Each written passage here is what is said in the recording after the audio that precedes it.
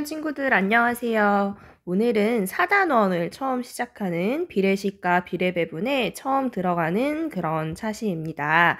4단원 공부 내용 하기에 앞서 우리 1학기에 비에 대해서 공부를 했는데요. 그거 내용 간단하게 오늘 내용과 많이 연관되거든요. 그래서 간단하게 수학 익힘책 47쪽과 배움공책 틀로 복습하면서 이제 넘어가도록 할게요. 여기 수학 공책 틀은요. 2학습터 보조자료에 보면 선생님이 탑재해 두었습니다. 그래서 이 보조자료에 들어가서 클릭을 하면 될 것 같아요. 자, 그러면 오늘 공부 시작하도록 하겠습니다. 자, 먼저 비에 대해서 우리가 1학기 때 공부를 했는데요. 12대 31이라는 이런 비례를 여러 가지 비를 공부를 했습니다. 자, 여기에서 비교하는 양과 기준양을 우리가 공부를 했는데요. 비교하는 양은 앞에 있는 12를 우리가 비교하는 양이다 라고 했었죠. 여기 앞쪽 부분. 여기 앞부분이 비교하는 양이 되고요. 그에 대해서 기준양은 뒤쪽에 있는 31. 그쵸? 여기 뒷부분, 여기가 기준양이 되었습니다. 그래서 비교하는 양을 앞에, 기준양을 뒤에다가 썼죠. 자, 그래서 이 12대 31을 읽는 여러 가지 방법이 있었는데요. 먼저 12와 31의 비, 이렇게 순서대로 읽는 방법이 있었고요. 그리고 31에 대한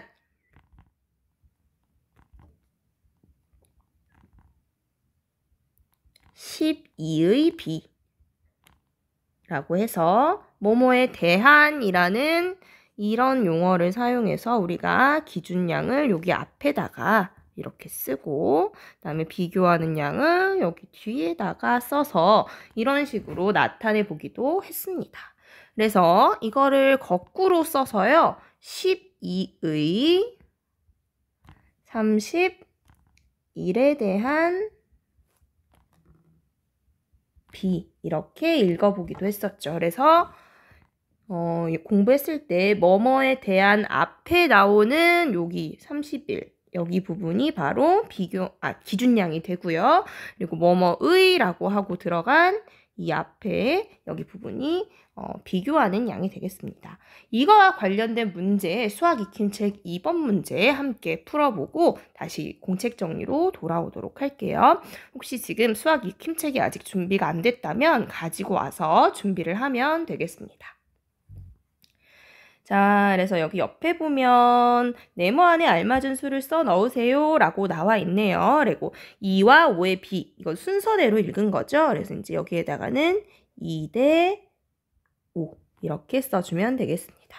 자, 다음에 7에 대한 3의 비라고 하면서 뭐뭐에 대한이 나왔네요. 자, 뭐뭐에 대한 앞에 오는 게 뭐죠, 여러분? 맞아요. 여기가 바로 기준양.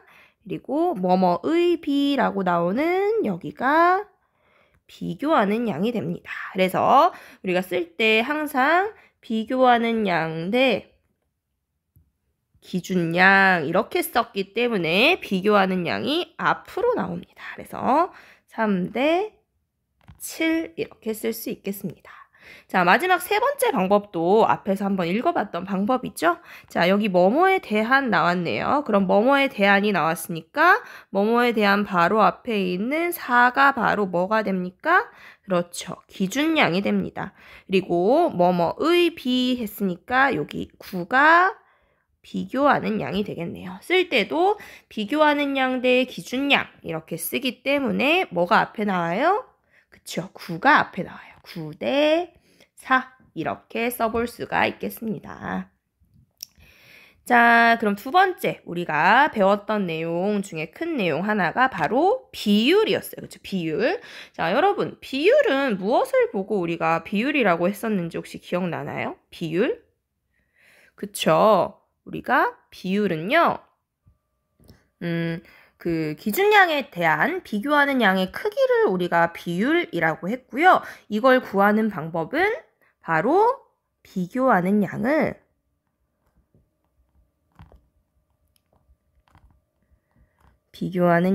무엇으로 나누었나요?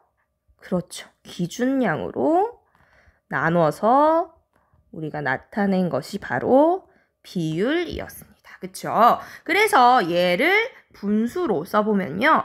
여기에 있는 나누어지는 수가 분자, 나누는 수가 분모로 들어가서 기준량이 여기 아래, 기준량 이렇게 분모로 들어가게 되고요.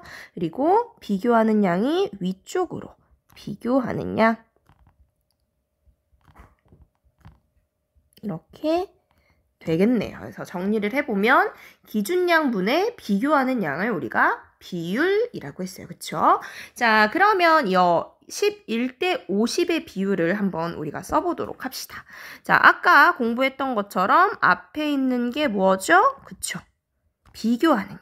그리고 뒤쪽에 있는 게 무엇입니까? 맞아요. 기준량입니다. 그래서 비율로 얘를 나타내면요. 기준량이 분모에 오고 50분의 그리고 11이다. 이렇게 나타낼 수가 있겠습니다. 자, 옆에 비율 문제 있었던 것 같으니까 익힘책으로 한번 확인하고 가도록 할게요. 자, 슬기네 반 학생은 모두 25명입니다. 남학생은 15명이고 여학생은 10명입니다. 다음에 비율을 각각 구해보세요 라고 나와 있네요. 자, 남학생 수에 대한 여학생 수의 비율 이거를 구해봐야 합니다. 자, 여기서 기준량은 뭔가요, 여러분? 남학생 수가 바로 기준량이 되겠죠. 뭐뭐에 대한 앞에 있으니까. 그리고 비교하는 양은 여학생 수가 바로 비교하는 양이 됩니다. 그래서 기준량 분의 비교하는 양이 우리가 비율이 항상 기준량 분의 비교하는 양으로 나타냈기 때문에 기준량은 여기서 15가 되겠네요. 그리고 여기 위에 있는 비교하는 양은 10 이렇게 나타낼 수 있고요. 얘는 약분이 되네요. 5로 약분하면 3분의 2라고 나타낼 수도 있습니다. 똑같은 비율인 거죠. 분수가 똑같으니까. 자, 두 번째 문제는 전체 학생 수에 대한 남학생 수의 비율이에요. 여기서도 뭐뭐에 대한 앞에 있는 전체 학생 수가 기준량이 되고요. 남학생 수가 바로 비교하는 양이 됩니다. 그래서 기준량분의 비교하는 양 전체 학생 수 25명분의 비교하는 양 15명 이렇게 나타낼 수 있고요. 이것도 마찬가지로 5로 약분이 되네요. 그래서 5분의 3 이렇게까지 나타내 볼 수 있습니다. 비율은 이렇게 분수로 나타내도 되고요. 얘를 뭐 소수로 나타내도 되는데 이건 굳이 선생님 지금은 나타내지 않도록 분수로만 이렇게 나타내도록 하겠습니다. 자, 마지막 정리할 문제는 바로 백분율입니다. 자, 백분율은 어떤 의미를 가지고 있었냐면 기준량이 100이라고 생각했을 때 비교하는 양의 크기를 우리가 백분율이라고 했어요. 그래서 구하는 방법은 뭐에다가 100을 곱하면 되는데 뭐에다 100을 곱했죠, 여러분? 맞아요. 비율. 우리가 구한 비율에다가 곱하기 100을 하면 되고요. 단위는 이렇게 생긴 퍼센트 단위를 사용을 했습니다. 그래서 7대 25를 백분율로 나타내니까요. 일단 비율 25분의 7 쓰고요. 여기다가 곱하기 100을 이렇게 해주면 되겠습니다. 자, 여기 약분되죠. 여기 4, 1. 그래서 28이 나오고요. 단위 퍼센트까지 이렇게 적어주면 우리가 백분율로 나타내는 것까지 오늘 정리를 해봤습니다. 마지막 4번 문제가 퍼센트 문제니까 한번 구해보도록 할게요. 자, 미술관, 동물원, 놀이공원의 퍼센테이지, 비율을, 백분율을 구하라고 한 문제네요. 자, 전체 학생 수가 50명이니까 이게 바로 기준량이 됩니다. 그래서 미술관의 비율은 50분의 7, 여기다가 100 곱하니까 14%가 될 거고요. 놀이공원은 50분의 13에다가 100을 곱하니까 26% 이렇게 나오네요. 전부 다 더하면 100이 딱 맞게 변화가 되겠습니다. 자, 그래서 오늘 여기 수학 익힘책 47쪽과 왼쪽에 있는 공책 정리 내용까지 공부를 해봤고요. 공책 정리하면서 크게 세 가지 비, 그리고 비율, 그리고 백분율까지 1학기에 배운 내용 복습을 해보았습니다. 이 내용을 잘 생각하면서 오늘 수업도 들을 수 있도록 할게요. 그럼 우리 다음 영상에서 만나도록 합시다.